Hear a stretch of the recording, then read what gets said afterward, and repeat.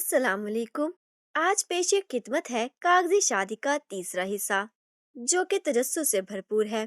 Video में आगे बढ़ने से पहले आप सबसे गुजारिश है कि हमारे चैनल को सब्सक्राइब कर दे, ताकि हर नई आने वाली वीडियो का नोटिफिकेशन आपको मिलता रहे। क्या हुआ जवेरिया, तुम इतनी सहमी हुई क्यों हो? फैसल कमरे से बाहर आ चुका था। भाई ताई बहुत गुस्से में है, वो सोबी को मार डालेंगी। सोबी की तबीयत वैसे ही ठीक नहीं है, उसे कब से उल्टियां हो रही हैं। क्या उल्टियां? फैसल के बढ़ते कदम कहकर सुनते ही रुक गए, जबकि सारा घर जानता था सोबे के साथ मसला है। जब जब वो बहुत ज्यादा घबराती है तो कह करने लगती है और उसका सांस उखड़ने लगता है। अभी जब तैश रंधावा यानी इसके वालिद की मौत के वक्त उसकी हालत ऐसे ही अबतर थी, मगर उस वक्त न जाने सबको क्या हो गया था। सब इल्जाम क्यों धर रहे थे? बात इस हद तक पहुंच चुकी है। निमटने दो अम्मी को, तुम जाकर किसी और कमरे में सो जाओ, इतना बड़ा घर है। फैसल अपने कमरे में लौट गया था। जवेरिया की आंखों से आंसू जारी थे। इस घर में बेबसी का राज था। इज्जत के नाम एक मासूम का कत्ल होने जा रहा था। अव्वल तो कत्ल जायज नहीं, ऊपर से ऐसी लड़की जिसके साथ खुद गलत हुआ हो। जवेरिया ने हॉल में रखे फोन पर जल्दी से एक नंबर मिलाया, जहाँ चंद लम्हों में राब्ता कायम हो गया। अपने दोनों हाथों की उंगलियां आपस में मसलते हुए वो बेचैनी से यहाँ वहां टहल रही थी। रंधावा हाउस में थोड़ी थोड़ी देर में चीखें सुनाई दे रही थी, मगर दरो दीवार सब बहरे थे। हर चीख जवेरिया दिल पर हाथ रख जाती। ये वही रंधावा हाउस था जहाँ कभी नन्ही सोबिया की किलकारियां गूंजती थीं। उसकी एक छोटी सी चोट पर मुलाजमिन दौड़े दौड़े आते थे, मगर आज आज उसकी अपनी सगी माँ उसको जान से मारने की तगो-दो में थी। टायर घिसने की आवाज के साथ गाड़ी रंधावा हाउस के लॉन के साथ रुकी और कई तेज कदमों से अंदर आया। ये रेहान था, जो जवेरिया को इशारा पाकर सीधा सोबिया के कमरे की तरफ भागा। कमरे का दरवाजा खोला तो अंदर का मंजर इस कदर होलनाक था कि नकाबले बयान। बिखरे बाल और खून आलूद चेहरा लिए सोबिया फर्श पर गिरी हुई थी। इसको बाजू से पकड़ उठाती वर्दा एकदम रेहान की तरफ मतवजा हुई। कुछ सिट पर टाइम वो रेहान के सामने अपना ये रुख छुपाना चाहती थी। अम्मी, इसको मैं अपने हाथों से मार देना चाहता हूँ। मैंने सुना क्या हो रहा है भला? मुझे नहीं पता था बात यहाँ तक आ गई है। आप बैठे पानी पिए। एक गिलास उनकी तरफ बढ़ाया। इसको तो मैं इबरत का निशान बनाऊंगा। चलो तुम। दोनों बाजुओं से पकड़ उठाया, जो खड़ने की हालत में भी नहीं थी। मैं भी चलती हूँ तुम्हारे साथ। वर्दा अपने हवास संभाल चुकी थी। उनका बड़ा बेटा उनके साथ था। नहीं अम्मी, आप वकील को बुलाएं और देखें पुलिस और पंचायत को कैसे देखना है। उसको ठिकाने लगाने का काम मेरा। मैं आपको वीडियो भेजूंगा, आप सब खुद अपनी आंखों से देखिएगा। रेहान गोद में उठाए सोबिया को लेकर बाहर निकल चुका था, जहाँ उसे जवेरिया को भी साथ ले लिया था। इसे कहाँ ले जा रहे हो? ऊपर से दौड़कर नीचे उतरती वर्दा ने रेहान से सवाल किया। तुम गाड़ी में बैठो। जवेरिया को वहां से निकलने का कहकर रेहान पलटा।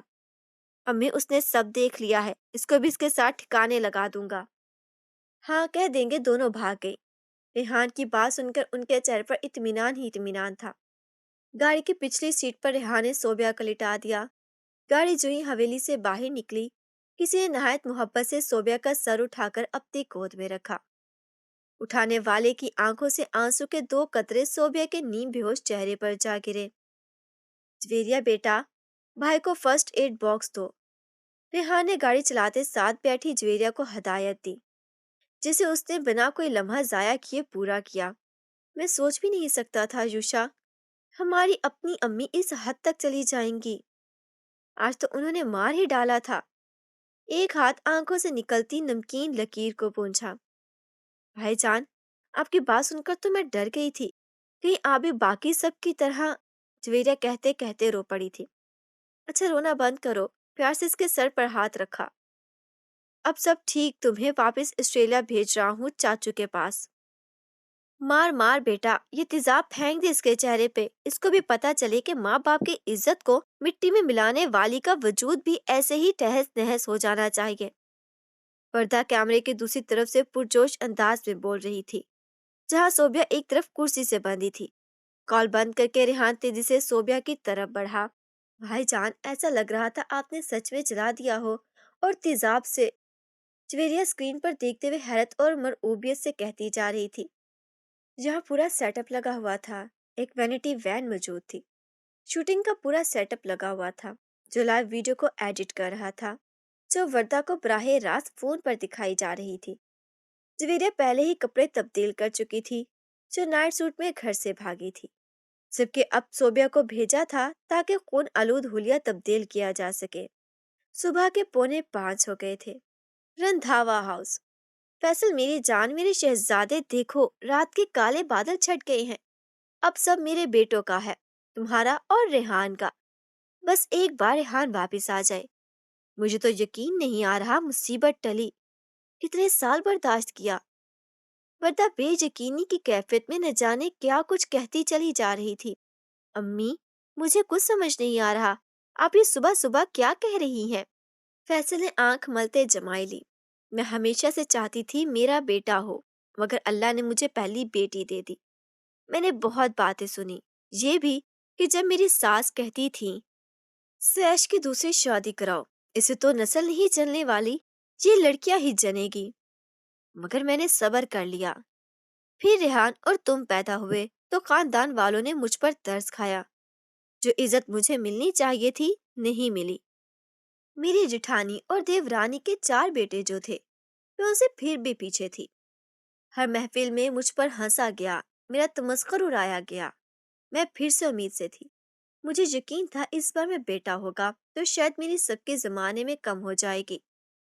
लेकिन मेरी किस्मत सोबिया पैदा हो गई, और पैदा क्या हुई, मेरी किस्मत पर बट्टा लगा दिया।